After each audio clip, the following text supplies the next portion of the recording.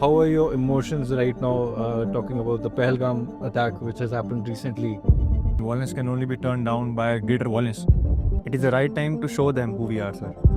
When we have neighbors like China, Pakistan, it's very difficult. APJ Abdul Kalam said a very beautiful quote that strength respects strength. So whenever I see these kind of incidences, I'm filled with anger, but also the pain at the same moment that how can something like this happen in our own homeland?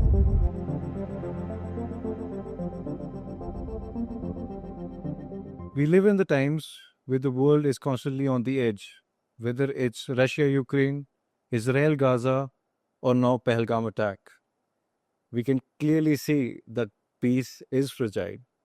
Amidst the chaos, there's only one question which comes in our mind. How can the youth, the global citizens, help for a global peace? So, with that, today it's not only the conversation about politics or war, it's about how we feel, how we respond, and how we act. Today, we have with us three NCC cadets from Chitkara University Baddi campus Saksham, Rituraj, and Katyani. Welcome. Jail, sir. Jai Hind. And how are you guys feeling? Pretty well, sir. Uh-huh. Right. And how can how are you managing the balance between studies and your NCC activities? Sir, we in the early mornings we wake up early and try to give our best in the NCC drills and everything. And in the evening time we try to give our time in the studies and academics. To be honest, I would, also ask you, how are your emotions right now talking about the Pahalgam attack which has happened recently? So frankly speaking, it is very disheartening to see such cases going on right now, sir. And it is the right time to take bold step, that too with the calm mind, not by madness, sir. It is the right time to show them who we are, sir. Sir, I feel a mix of pain and purpose. All these atrocities that I see that made me realize that why I chose uniform to protect, to preserve the people of this country and my nation. Right. So with this, it's very also important that we take every step very carefully right now. Okay. So, when we talk about the geopolitics, about Russia, Ukraine, Israel, Gaza, and now Pahalgam attack, which has happened, which again has created a rift between India and Pakistan. Do you think, the World War III is near? So what I feel is nobody knows. Even nobody knows that whether World War III will happen or how it will happen. But one thing is for very sure that World War IV will be fought with stones and sticks. The impact of World War III will be so devastating, so distracting that it will take our human race back to the Stone Age, sir. So what I think is that the news circulating all around the globe indicates us towards a bitter end. I read a news that one of the generals of Russia got killed in a car accident. 43 people died in Israel, Gaza, Palestine, a terror attack, which mostly consists of women and children. And now we hear the news of Pahalgam attack. This all indicates that we are not leading towards a peaceful end. That's why I think that there may be chances of us ending towards in the next 2-3 decades to a world war. And I think, sir, if you would ask me the same question, I think 10 years back, though it would have sounded like in fiction, but now it has become reality. We have come so close to the edge where we don't know what's going to happen in coming 10 to 15 years. So it's very important that we should not sit and wait for things to happen. And as NCC cadet, I have learned that it's very important to understand that bravery is just not fighting on the battlefield. Right. True courage lies in choosing the peace. Right. But don't you think peace is fiction? Or is it an ideal situation? What do you guys have to talk about this? So once APJ Abdul Kalam said a very beautiful quote that strength respects strength. If you want to maintain peace, you need to have the minimum strength so that you can, if an enemy even thinks about conquering your 1 inch of land, he might think at least 10 times before that doing that. So violence can only be turned down by greater violence. You cannot, because I don't think India's violence must be misunderstood with discouragedness. Right. That's why I think that we must put on both steps so that things like this must not reoccur. If we talk about Russia and Ukraine or Gaza, the displaced families, the bombings, the martyred soldiers, what kind of emotions does it, the youth or the young minds of the young citizens go through? Sir, it makes me feel so disheartened, sir. Actually, whenever a war is fought, it is fought because of clash of two political ideologies. And the consequences of the wars are always faced by the common people. They have to leave their homes, they have to lose their family members. And the real hands behind the war sits in the safer rooms, AC rooms with their families and their children. So it feels very disheartening that many of them doesn't even know why the war is happening, and they have to face the consequences. So what I personally think is a sense of an anger and purpose. When I see images of child, women, soldiers boarding lying lifeless, I put to a thought that what was the reason of all these things behind. When a mother cries over the deathless body of his child, they make me realize that is this the 21st century that we thought about? And they make me put a thought and make me realize that that's why I chose the uniform, to protect the people, to protect that no life will live in any sense of fear. So whenever I see these kind of incidences, I'm filled with anger, but also the pain at the same moment, that how can something like this happen in our own homeland?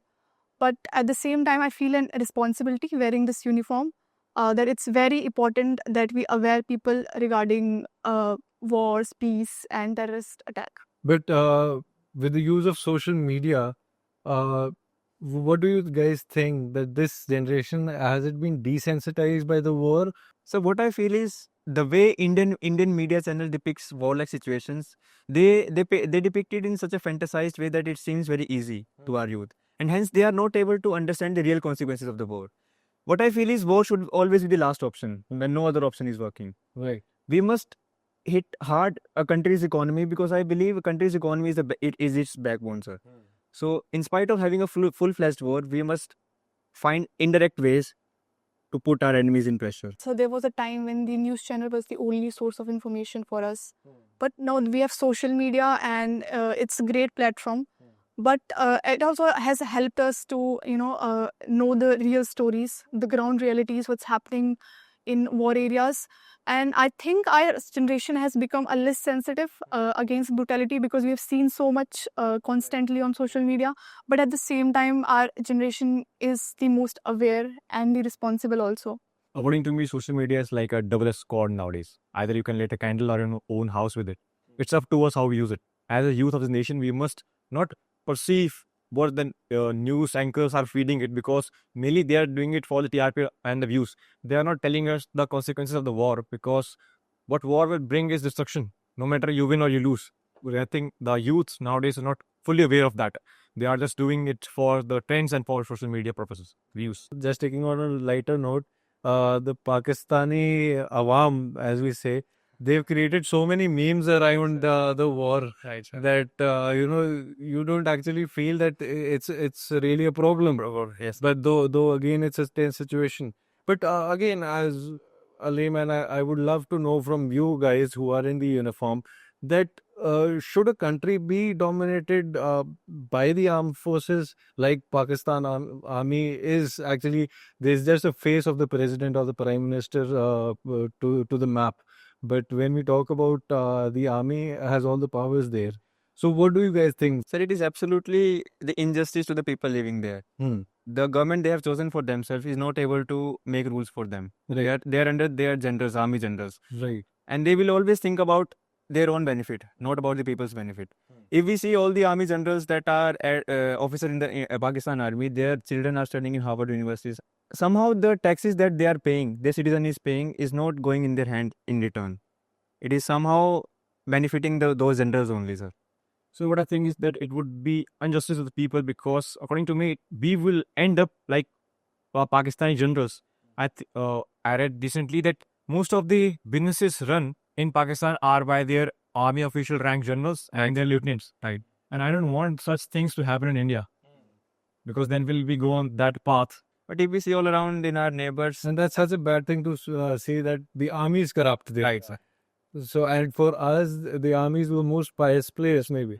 once I remember Indira Gandhi, our then Prime Minister, called Sam Manekshaw, that time general, in her room and asked her, ki, there are rumors going around that you will do a military coup in our country. Yeah. Then he asked her formally that, आपको क्या लगता है, Madam Prime Minister? Then he said कि you cannot do it. Then he replied, कर नहीं सकता या करूँगा नहीं. That means it shows the mentality of army personnel that they can do, but they will not do such thing, because they know if अगर वो अपनी rule बिना government intervention के बिना कर पा रहे हैं, तो they don't have any problem in commanding their armies. And that ethics. Right, sir. And that is why we feel every single child in our country feels so proud when we see men in uniform and in these smart uniforms you are wearing. So we are very proud of you, and I hope that and I believe you want to join the defense force. Right. Yes. Sir. Right. So I wish you all the very best for that. Thank you. Sir. But moving forward, I would also love to ask that, India is a country which believes in peace and wants peace, right? Right. But we are in such a, geopolitical situation that we have our neighbors who are constantly, pinging us with some or the other problem. If we talk about Pakistan and China, they've always fiddled with some or the other issues which our country faces. So, how should we balance peace and preparedness in such tough times? So one of the prominent thing that India has given to this world is Vasudhaiva Kutumbakam, which means whole world is a family. For past many years, we have been the symbol of peace to this whole world. But that doesn't mean that we should not prepare ourselves for the worst, especially as a war. During Mahabharata, when Lord Krishna realized that Kauravas has crossed the threshold of doing injustice, he himself told Arjuna, let the war begin. So it means we must prepare ourselves for the worst because, as I told earlier, strength always respects strength. And India has taken some good initiative in this way. Recently, we have seen that India signed a memorandum with France to get 26 Rafale for Indian Navy. And we have also inducted some AI drones and robotic mules in our army. And we are modernizing our weapon as we can. So what I think is that we are the successors of Chanakya. Our discipline is backed up by preparedness. What I personally believes is that at this time we must be prepared for any situation that might occur. Like in the Pahalgam attack, India is doing strategical moves like blocking the dams, blocking the air traffic and the air base. We also have constructed S-400 in the borderlines, and we are doing many operations on the LOCs so that no more such actions could be done. Yeah, it's true that India has always believed in peace, but when we have neighbors like China, Pakistan, it's very difficult to protect ourselves constantly. So we definitely have to be ready for any kind of future.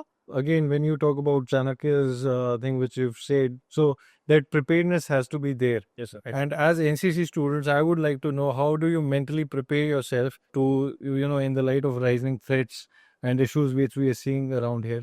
So NCC is also known as the second line of defense. The main aim of establishing NCC was that if such situation come in our country and we have shortage of soldiers, these are the guys who will work as a backup force.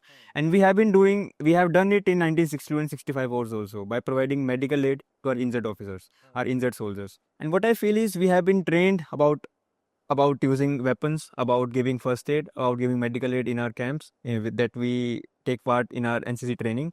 And what I feel is that whenever the situation will come, we are always ready to serve for our nation at any cost, at any situation, with all the skills that we have learned as an NCC cadet. So what I think is that NCC is not only about marching in uniform; it's a mindset. It reshapes us and try to think us in a way more rationally and not act upon only on the emotions. If I talk about personally, in my camps, I was talking about weapon handling, rifle handling, Minecraft word like mapping and disaster management. These all help me to be a good leader so that in the times of threat, I would be able to unite people and go for a better cause. That's why I think this every student must go opt for a way that they would be very beneficial in the such crucial times. So NCC cadets are trained in every way, whether it's physical training or being mentally prepared. We are not just a second line of defense. We are the cadets who will look after our citizens if the country is in the war on the borders. So it's very important that we unite people from the inside, and that's the work of us NCC cadets. How should the students and especially youth should be not only physically prepared or physically fit and trained, but also should be socially aware about the situations happening around the world? So what I feel is that we, the youth, are the future of our country. The whole responsibility of our country's future will lie on our shoulders. And many of us will become tomorrow's policymakers that will shape the better future of our country. So I feel that we must know what all has happened in past, what all is happening right now, and India has responded, and how India has responded to it, so that we can take better decisions to take forward our country in a better direction. So it's definitely important to be physically fit, but that's not enough anymore. As a student or as an NCC cadet, it's very important that you should be aware about the political scenarios of your country, the real issues of your country, whether it's climate changes or whether it's global tension that's happening in the all around the world right now. So I think aware mind, it's what's very important.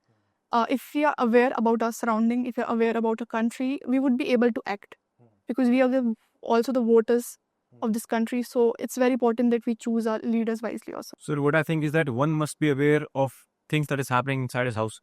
And if we truly believe that India is our motherland, irrespective just because of the social media post, if we truly believe that India is our motherland, then we must know the scenarios and the situations that are happening inside our country. Right. And as a youth, as the young leaders that we are, as the brain of this nation, I think we must be well aware. If we are not well aware of those situations, then how we will defend our country in such times? That's why I think it's time for us to be united. Not only it's the need for being physically fit, but also to be mentally able and mentally sound. I think in NCC we also promote reading newspaper daily. This technique also helps us to get to know the world, what impacts the world is happening on us, and what internal conflicts is India going through. So I would also love to ask that how do you find or how do you think India's role is defined as a global peacemaker? So India is the land of peace, Hmm. first of all. We are the land which gave Gautam Buddha and then Mahatma Gandhi. These two people are known as the symbol of non-violence and peace. So according to me, if you look at the past of this nation, we are the ones who have never initiated any invasion on any foreign country unless our security is put at the cost. If you look at it clearly, sir, we are the ones who take a neutral at any global conflict. And that's Right. the best point of us. So during the Pandit Jawaharlal Nehru's era, when whole world was in the chaos of Cold War, either supporting US or Russia, it was us who took a bold decision and decided to be non-aligned, neither supporting US nor Russia, depicting that we always prefer peace over war. It's the strength of the India that we always remain balanced, neutral in every So- kind of situation. True. And just to know, like, what kind of awareness, anything which you've personally done in your university or in your campus, or you've uh, done some social awareness regarding these situations till now in the campus, if any? First of all, our university is giving us this opportunity to do the roundtable conference. Right. Now we'll be able to share our ideas on social media with many people, and we Right. can interact with them. Okay, what we feel, what they feel about it. Right. This is one of the steps, and we also organize sometimes intercultural programs in our university, Okay. and through that we got to know about cultures of different people in the whole university. There are students from different states, duties, and we get to know about their cultures, and somehow it has broken the stereotypes that we have made in our minds, Yes. and it brings peace and harmony in our society, sir. These activities. So as an NCC cadet, we have also done so many activities in our university and also the outside of universities. So as an NCC cadet, so we have organized many volunteer works. So we go to nearby schools or nearby locality and we aware the people about whether it's use of plastic or whether it's climate change. So yes, so we are taking every small step we can take. Small step for making our developing nation to a developed nation. Right. So that's a wonderful job to do. And I think nothing beats education. We have grown is about technology, about education, right? And we are so proud of it. So, but at the same time, as we were speaking of the situations about Russia, Ukraine, and Gaza, so these war-torn regions like Gaza and Ukraine, what key lessons have we learned? So I think that peace must not be taken granted. What I have personally observed from the Russia-Ukraine war is that one of the major issue with Ukraine is that Ukraine jumped off on the shoulders of others and thought that they will keep his back in the tough times. But right now we see Ukraine in such a pit that it won't recover till at least 4 to 5 decades. I Right. think that we must not keep peace of our people on a risk if we are not capable enough to defend them. What I feel is peace is very essential for country's development, and peace comes from strength, and strength respects strength. And what I feel is, every country must have the minimum strength to enter that developmental area. If we talk about talk about Gaza and Ukraine, the situation going on here, there is a mass destruction of infrastructure and human lives there, and it will roughly take them around 50 to 60 years to come back to the natural stage. So I think it's important that we remember that peace is priceless and democracy is very powerful, but these both things can be only secured if we have peace in that country. So it's very important that we unite the people of a country I'm really liking this conversation. So I would love to ask, if you had a chance to share a message with the world leaders as a representative of the Indian youth, what would you tell? So looking at the current situations where around more than 50 wars like situation are going on all around the world. If I got a chance to interact with the global leaders and convey my message to them, I would like to convey them the message that is given to us by Mahatma Gandhi that says an eye for an eye can make our world blind. We must always try to solve all the issues that are going on in the world sitting on the table with healthy communications. With this aim, United Nations was formed. And I feel that the existence of United Nations should be enforced. What I would say is that, sir, we the youth are not born with hatred, we inherit it. But we also inherit the power to stop it. Our uniforms may be stitched in discipline, but our heart beat for peace. I think where borders divide, our ideas must connect. And that's why I think that I want this generation to not go in the hands of blood and sacrifice. I want it for a generation who chose dialogue over destruction and peace over war. We have seen history, we have seen what war could do. So, what we can do right now is that we can build a better future for the coming generation, for our generation. So, it's very important to understand that war may seem like a very nice option right now, but peace is the choice that we should choose right now.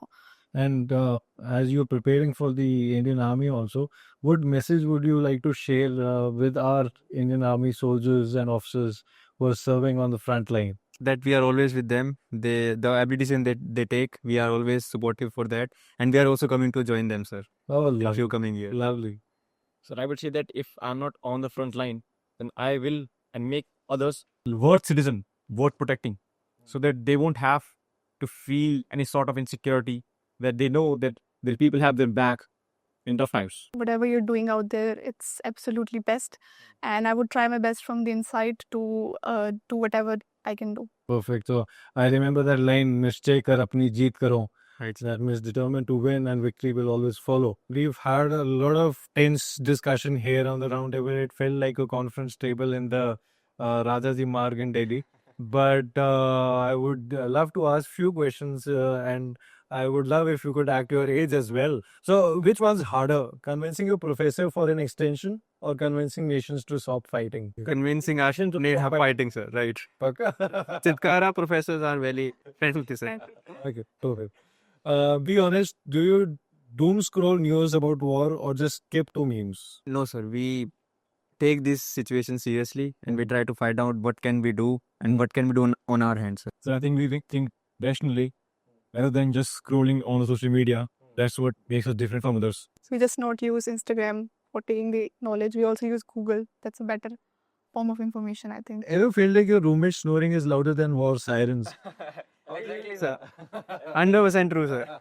How do you deal with conflicts at hostel? Sir, generally we don't face any conflict, but as we're NCC cadets, we are strong enough.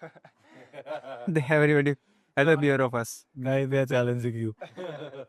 So would the world be more peaceful if leaders were made to pull all-nighters like we do before exams? Yeah. Maybe, sir. So you are all-nighter person or Yes. you study 6-7 months? So, No, it's all lighter. so deans, professors, you can pray. So who's more likely to fix world peace? Diplomats, youth, or college canteen uncles? So I believe it's the youth who has better edge in solving these problems because we have the young minds and India has the largest youth population in the whole world. The average age of youth in our country is 27. I think with our young minds and young ideas, we have that power to bring harmony and peace in the world. I absolutely agree with him, but I also think that canteen uncles would also put an effort in this race. Maybe we should give them a chance. ऐसा NCC cadets अगर army बनेंगे तो army भी जाएगी. नहीं ऐसा जरूरी नहीं है but sir What badge do you have on this? sir this is para chest? it's a Okay. para batch. I have attended the para basic camp Okay. and I got to chance to do para jumps twice from the Oh. height of 1250 feet Oh, using a lovely. parachute And where did you do this? in Agra Air Force Station, sir. Oh, that's lovely. And so the Air Force, handles it. Or Yes, sir. Air Force handles it, and I was the only boy SD from my directorate to get selected for this camp. Perfect. So it was lovely interacting with you. I hope the right message has been sent to our audience, and it's been an honor and a pleasure talking to you guys. And I hope that the situations do calm down, but at the same time, the right message to the world puts in that we are not weak. Our strength capabilities are enormous, but we still want peace in the world. Right. So thank you very much for your insights. Thank you, sir. And I wish you all the very best for your future endeavors.